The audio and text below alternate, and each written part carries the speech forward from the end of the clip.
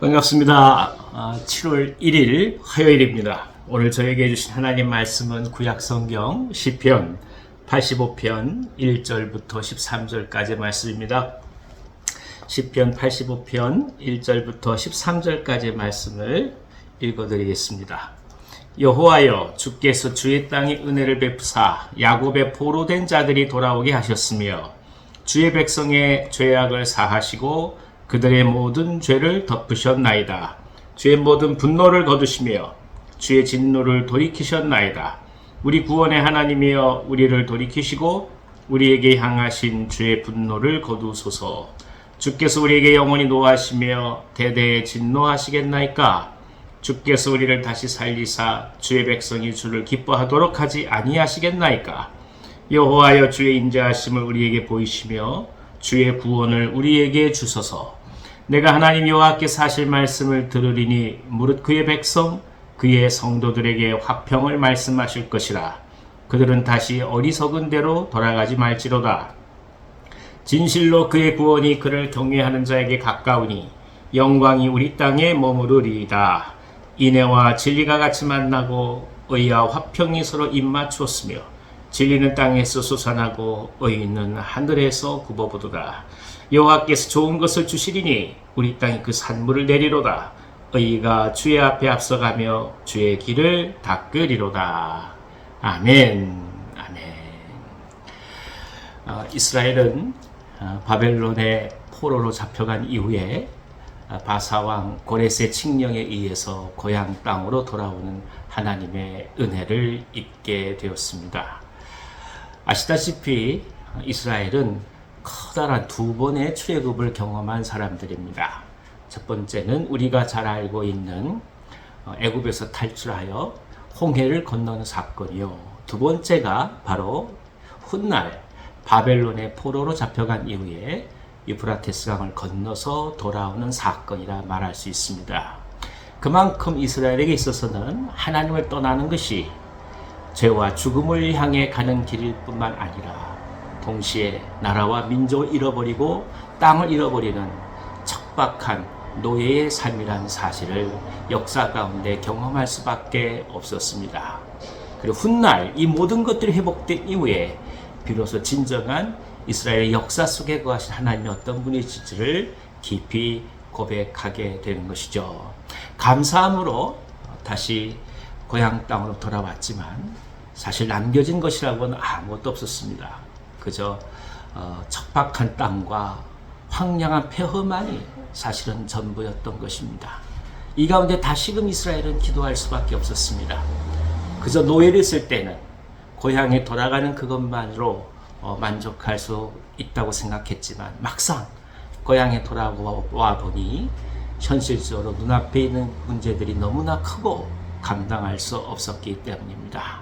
이런 기도 속에 이스라엘은 다시금 하나님의 구원을 소망하고 그리고 요청합니다.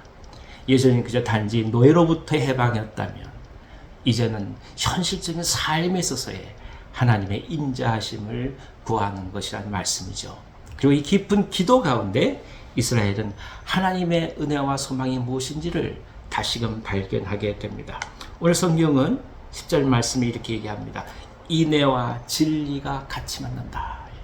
하나님을 묵상하면 묵상할수록 그분께 구원의 은혜를 간구하면 간구할수록 인애와 진리가 서로 상충됨이 아니라 하나로 함께 어우러지며 그리고 이스라엘 모든 이들의 심령 가운데 그리고 이스라엘이 거해야 될 모든 그 땅과 앞으로의 모든 장래 삶 가운데 함께 한다는 것을 깨닫게 되는 거죠.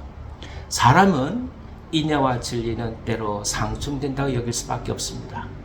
인애가 강조되기 시작하면 진리가 설 자리를 잃어버릴 때가 많습니다.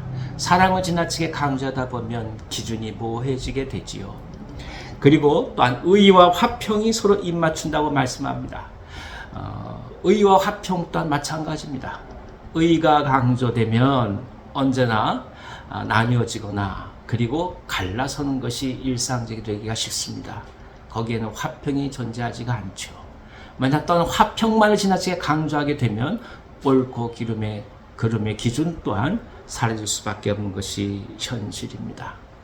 물론 진리만을 지나치게 강조한다 할지라도 사람을 향한 사랑은 사라지고 율법만 남는 것 아니겠습니까? 이렇듯 인간의 생각은 언제나 이 모든 것들이 갈등이요 상충되는 모습입니다. 하지만 하나님 안에서는 이 두 가지가 서로 만난다는 거죠. 인애와 진리가 같이 만나고 그리고 의와 화평이 입을 맞춘다고 얘기합니다. 매일매일의 삶은 어쩌면 우리는 그냥 끊임없이 내적인 갈등 가운데서 현실을 살아간다고도 얘기할 수 있을 것입니다. 우리가 생각하는 것과 현실적인 것의 차이, 동시에 이상적으로 나아가야 될 것들과 그렇지 못하고 있는 오늘 우리들의 자신들의 삶, 어떤 것 하나 우리에게 만족스럽지 못하고 어느 경우에는 계속해서 내적인 갈등을 유발한다고도 볼 수 있을 것입니다. 하지만 하나님의 나라는 이 모든 것들이 아름답게 어우러지며 그리고 하나로 아름답게 엮어져 간다는 것을 또 한번 생각할 수밖에 없습니다. 그렇습니다.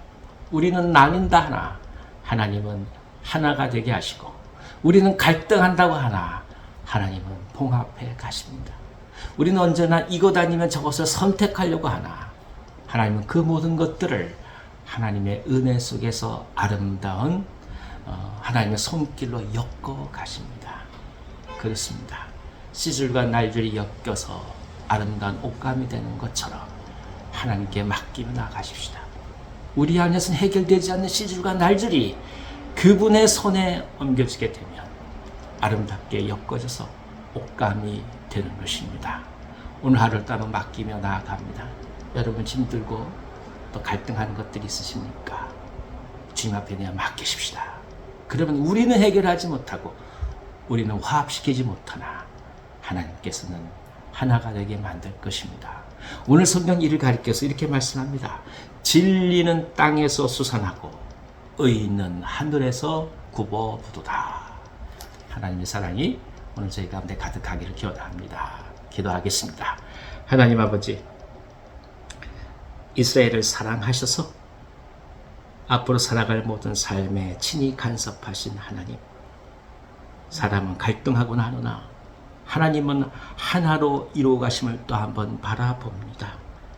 인애와 진리 속에서 우리가 갈등하지 않게 하시고 의와 화평 속에서 갈등하지 않게 하시며 오직 이 모든 것들이 만나고 입맞춰가는 모습을 당신의 은혜와 사랑 속에서 경험하게 하옵소서. 그래서 오늘 하루에 저희들의 주어진 시간과 삶이 나뉘어지고 갈라져서 고통받지 않게 하시고 오히려 하나가 되게 하셔서 어우러져가는 아름다운 통전적인 삶이 오늘 하루가 되게 하여 주시옵소서. 병상 가운데 아파하는 종들 위로하여 주시고 주님께서 친히 세임을 허락하여 주셔서 능히 감당해 가실 수 있도록 인도하여 주옵소서. 오늘 하루를 맡깁니다. 주님 인도하여 주옵소서. 예수님의 이름으로 감사하며 축복하고 기도하옵나이다.